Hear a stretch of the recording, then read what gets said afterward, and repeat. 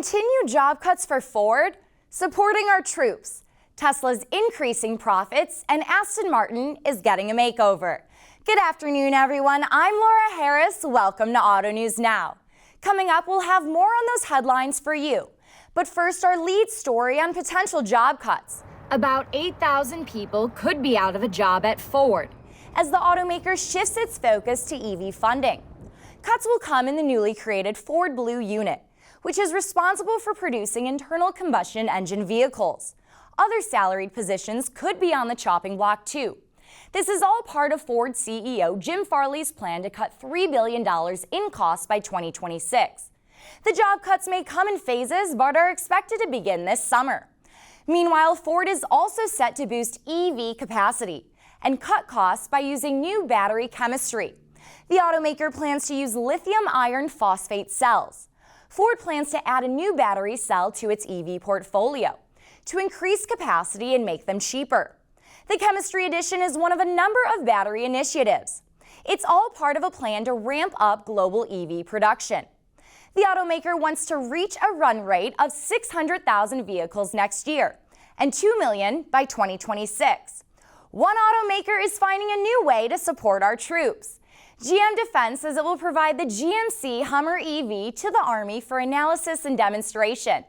GM says it will meet the Army's requirement of a light to heavy-duty battery electric vehicle to support reduced reliance on fossil fuels, both in the operational and garrison environments. The 1,000 horsepower Hummer EV uses the Ultium platform. It can obtain enough charge in 12 minutes to travel up to 100 miles. And has 329 miles of driving range. GM officials say they believe they're an ideal partner. You can read more on these stories in our newsletter, The Daily. To subscribe, go to the More section on our website and click Newsletters on the left side of the screen. Second quarter sales figures continue to decline, and AutoNation is no different. Its net income slipped amid a new acquisition. New and used vehicle sales dropped when the company announced a deal to acquire auto finance company CIG Financial. The retail giant said that the net income for Q2 dropped 2.2%. Revenue dropped 1.6% and sales dropped 18%. Now an update to Tesla's second quarter earnings, which we previewed yesterday. Tesla reported higher than expected profits in Q2. This comes as price increases on its best-selling electric vehicles helped offset production challenges caused by COVID-19 lockdowns in China. The automaker's second quarter net income rose $2.26 billion. Tesla CEO Elon Musk says the company will lower prices when inflation cools. Despite higher profits, the automaker is bracing for a potential recession and mounting competition from rivals. Get ready for all new updates as Aston Martin launches a new brand campaign. The British ultra-luxury brand is set to roll out a new global marketing campaign. It's centered around the words intensity and driven.